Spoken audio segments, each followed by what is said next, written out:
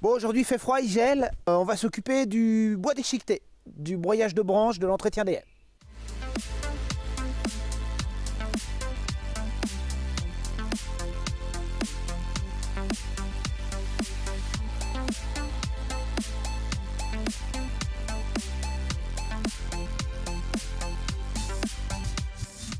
Bonjour, aujourd'hui je vais faire une expérimentation concernant le bois déchiqueté. Je dispose de plusieurs terrains, enfin de 2 petits terrains avec un sous-bois.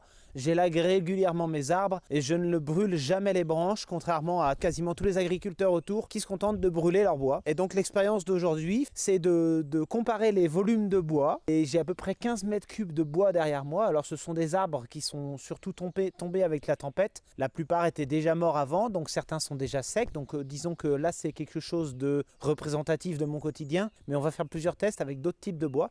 Donc là, je vais tronçonner et couper tout ce qui est utilisable pour le bois bûche, pour le chauffage. Donc disons que tout ce qui est plus de 5 cm de diamètre, 4-5 cm, parce que mon broyeur accepte à partir de 4. Ça pourrait être 3, c'est pas très grave. C'est surtout que les petites branches sont compliquées à couper en petits morceaux. Je l'ai fait le week-end dernier, c'est assez long. Il y a un petit peu de bambou, alors ça m'arrive de broyer du bambou. Ce qui va se passer, c'est qu'on va voir le volume de bois déchiqueté qu'on obtient. Et à la fin, on va faire une comparaison du CO2 et on va faire un test de brûlage. C'est-à-dire que je vais prendre un petit volume de bois sec, humide, broyé ou pas broyé, le même volume, et puis je vais un tout petit et je vais le brûler pour pour voir la différence de fumée et de pollution et puis le temps que ça prend.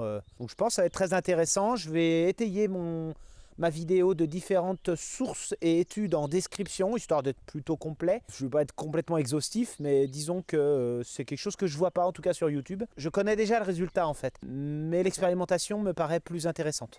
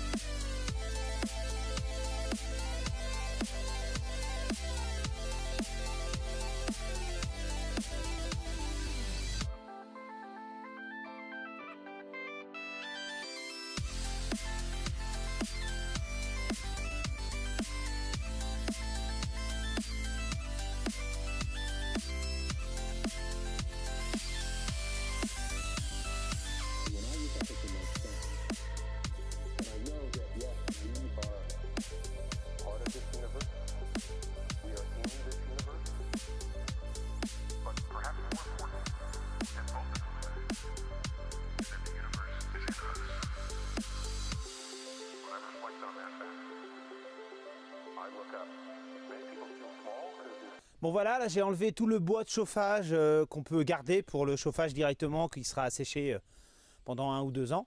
Là c'est du bois vraiment humide, c'est du saule, c'est super humide, il est tombé hier matin. Je vais broyer maintenant le reste de branches. Moi je pense qu'on peut estimer à peu près 1 mètre cube le volume de branches. C'est des branches déjà bien taillées, bien tassées, même si c'est un peu moins d'1 mètre cube. On va voir ce que ça fait en bois déchiqueté.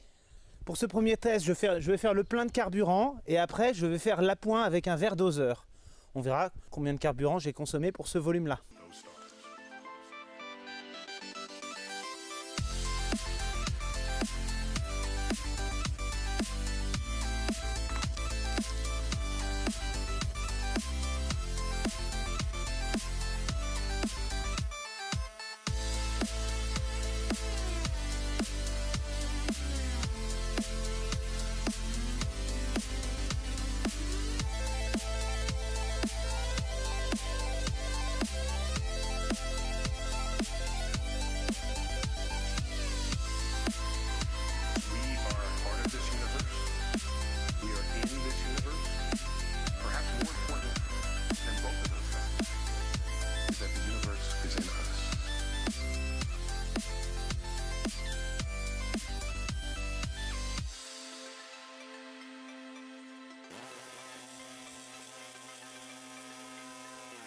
Voilà. Bon, allons voir la quantité de carburant qui a été utilisée. Le niveau a un tout petit peu baissé, je vais en rajouter. Alors j'utilise un verre doseur. On voit que dans ce verre doseur, j'ai 200 ml de liquide, un tout petit peu moins.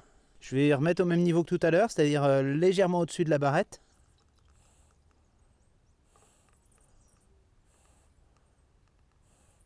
Hop, attends.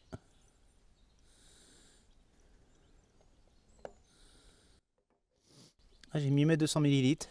Je vais en remettre. Ce coup-ci, j'ai mis à peu près 120-125 ml dans le verre doseur. Et j'ai pas grand-chose à rajouter. Hein. Je crois que ça dépassait légèrement. On peut-être vérifiera dans la vidéo.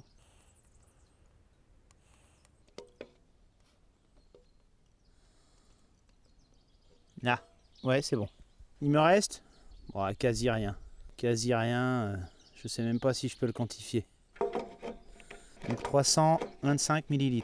Pour faire un volume... Alors le bac fait 80 litres. On va aller remplir une bassine de 80 litres. Donc on va avoir le volume. Et puis la bassine elle-même elle fait 2,5 kg. Hop. C'est de pas se faire mal au dos. Essayer de faire ça proprement.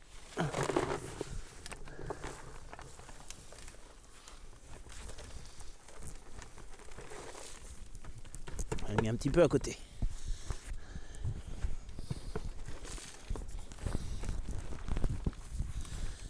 Hop. Bon, on a un peu plus que 80 litres. On va essayer de tasser un peu.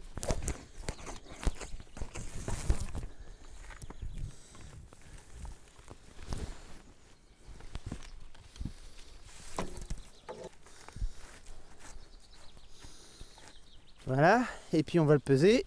Ah, 98 kg avec la bassine. 130. Ah, il y a 32 kg de bois. 32 kg avec la bassine, comme la bassine fait 2,5 kg, on est approximativement à 30 kg de bois déchiqueté. Mon pauvre personne. Le tas de bois que j'ai coupé, que j'ai gardé pour le chauffage, fait à peu près 25 kg. Pour mesurer, je fais comme tout à l'heure, je me pèse d'abord. Je porte. Ah, il y a à peu près 30 et quelques kilos de bois. Ça c'est pour le test du brûlage. Je pèse un seau. Alors le seau tout seul pèse 535 grammes. Le seau avec le bois déchiqueté de l'année dernière, 1,7 kg, 1,715 kg. Celui qui est humide, 2,252 kg. C'est le même volume. Hein. Bon, après on peut chipoter, hein, c'est le même volume. J'aimerais rajouter, alors c'est un petit peu arbitraire quand même, c'est pas non plus un calcul de volume très très précis. Ça c'est le bois vert, de toute façon il est vert, ça se voit, c'est du saule. Ça c'est le bois sec, en fait c'est le bois de l'année dernière. Pareil, c'est à peu près 6 mois de séchage, c'est pas, mais il était à l'abri. On est à peu près sur la même quantité. Il y a un bois de plus ici parce que ceux-là sont plus gros. En masse, j'ai 798 grammes que j'ajoute sur le bois humide là. Et là, j'ai 632 grammes, c'est un peu plus sec, que je vais mettre sur le bois sec. Hop. Et on fera les tests tout à l'heure de fumée. Donc voilà, c'est fini, il n'y a plus rien. J'ai fait un gros tas de BRF et un tas de bois. Je le laisse sécher dans l'allée. Ça servira pour la prochaine fois. Là, je suis chez mes parents. Et je fais le bois déchiqueté d'un grand mûrier qui a été élagué récemment. Je m'occupe de faire les petits bois de chauffage et puis de compter tous les bacs là. J'ai pas pu tous les filmer, mais en tout cas j'ai compté tous les bacs. Et puis voilà, ça m'a pris environ 2 heures. Ça s'est bien passé, au soleil, sans trop forcer, à part que le bac est un petit peu lourd quand même. Bon, il y a 30-40 kg à chaque fois. 300 litres de bûchette. Je parle en litres, hein, c'est un volume en fait. Hein, donc, Ensuite, il a fallu faire le plein, faire la pointe du groupe électrogène pour vérifier la consommation totale hein, que j'ai eue. Donc j'ai été avec le verre doseur, alors j'ai essayé de viser, mais j'avais oublié mon entonnoir. J'en ai mis partout. Ça se trouve, j'ai consommé bien moins que ça, parce que j'ai dû en mettre au moins 100 ml à côté.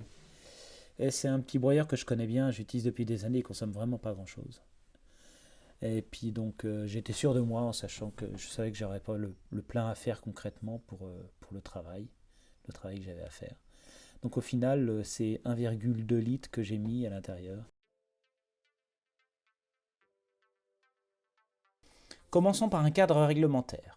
En France, le brûlage de déchets et de déchets issus des végétaux à l'air libre, secs, verts ou même dans un incinérateur est strictement interdit par la loi. C'est l'article 84 du règlement sanitaire de chaque département.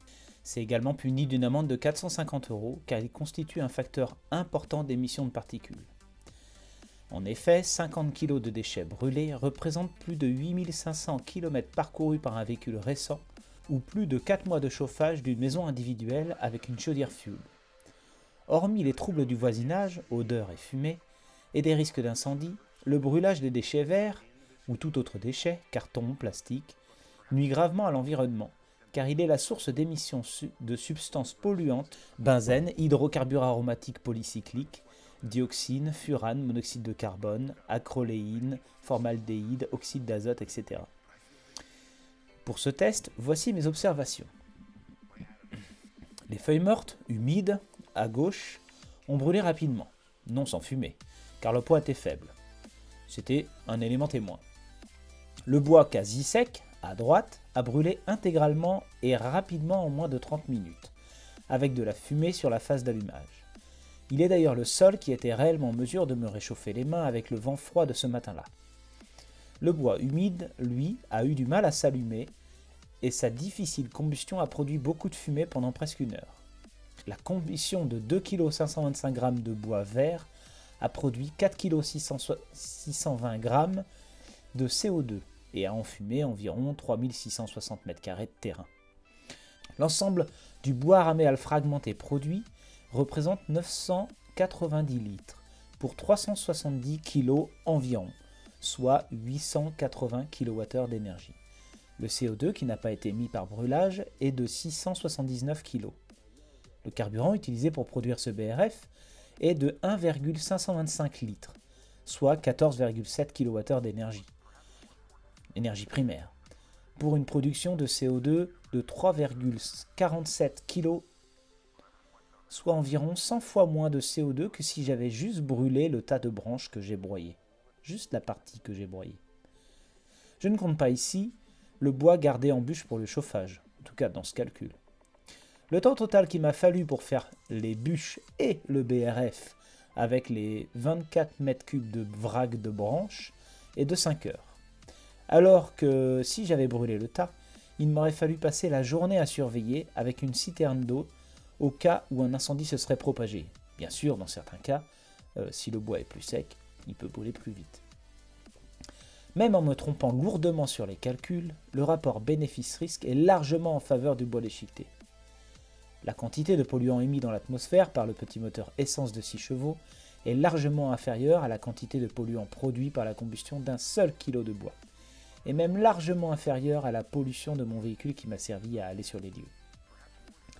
Outre le bénéfice environnemental direct, le BRF constitue un paillage et un compost inestimables pour les cultures et participe activement au stockage du carbone dans les sols.